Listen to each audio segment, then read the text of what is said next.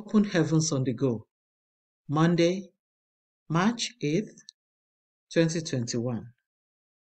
Topic: Learn from Nabal. Memory verse: Ephesians 5:21. Submitting yourselves one to another in the fear of God. Ephesians 5:21. Bible reading: 1 Samuel 25, 4-20. And David heard in the wilderness that Nabal did shear his sheep. And David sent out 10 young men, and David said unto the young men, Get you up to Carmel, and go to Nabal, and greet him in my name. And thus shall ye say to him that liveth in prosperity, Peace be both to thee, and peace be to thine house, and peace be unto all that thou hast. And now I have heard that thou hast shearers. Now thy shepherds which were with us, we hurt them not, neither was there aught missing unto them, all the while they were in Carmel. Ask thy young men, and they will shew thee.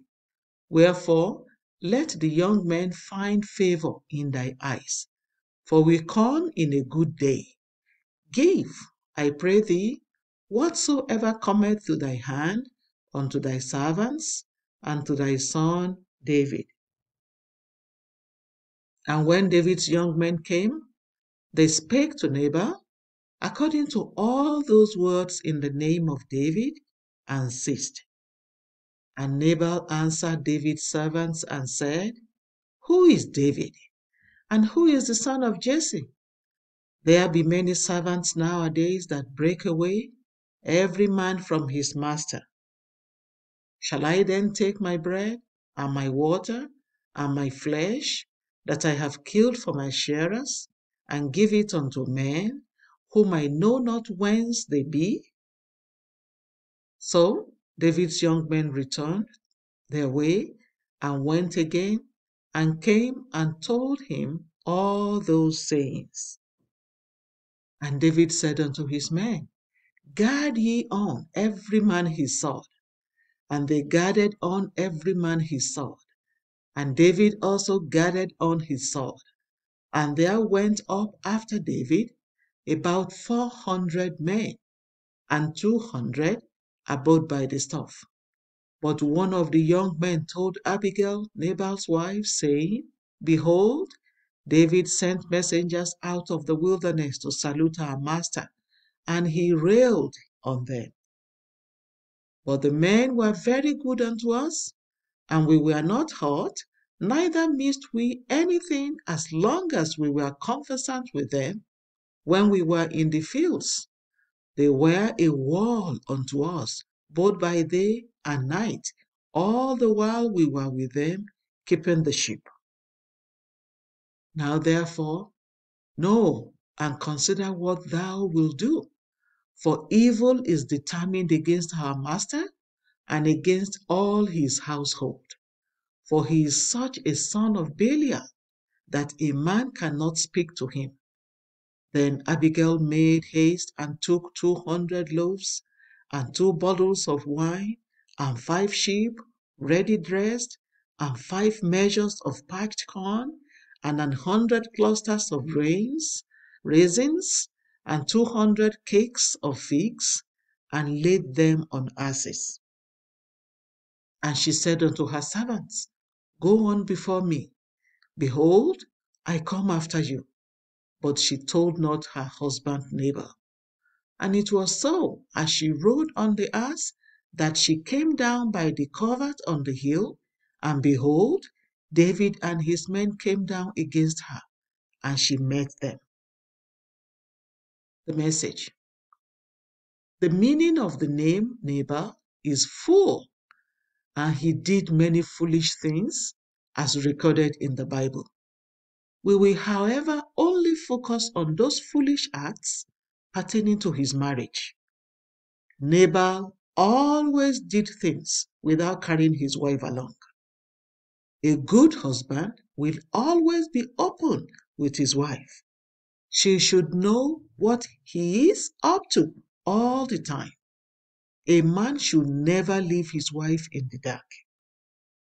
In our Bible reading for today, Nabal got a request from David for food supplies and did not tell his wife, who ordinarily should have been in charge of that. Even after he had responded, it was his servant who went to tell his wife Abigail. He clearly didn't involve her in his affairs. Husband, ask your wife for advice every now and then. When she gives you advice, at least consider it. Indeed, if you always consider her advice, you will definitely adopt it from time to time. Even Nabal's servant attested to the fact that Nabal never listened to advice. Now therefore know and consider what thou wilt do, for evil is determined against our master and against all his household. For he is such a son of Belial that a man speak to him. 1 Samuel 25:17.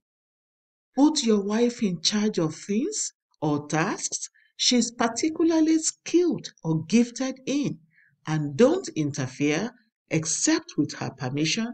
After all, she's better at that thing than you are. If Nabal had put food affairs in the hands of his wife, when David sent him a message, he would have just referred the messenger to his wife, and she would have handled it well.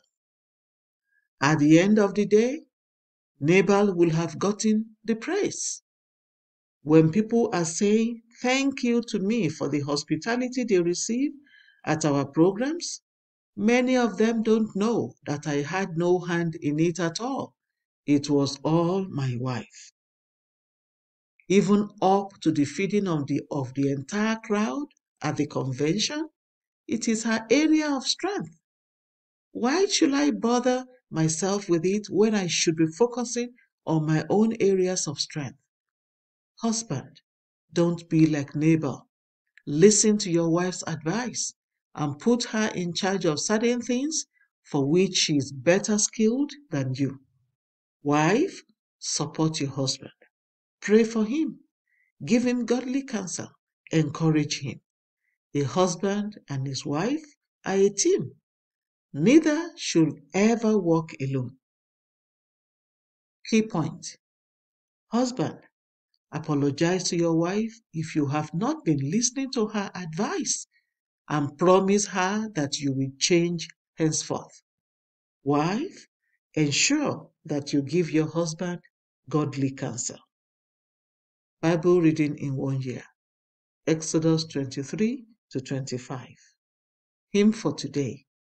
God give us Christian homes. The Open Heavens is written by Pastor E.A. Adeboye, the General Overseer of the Redeemed Christian Church of God. God bless you.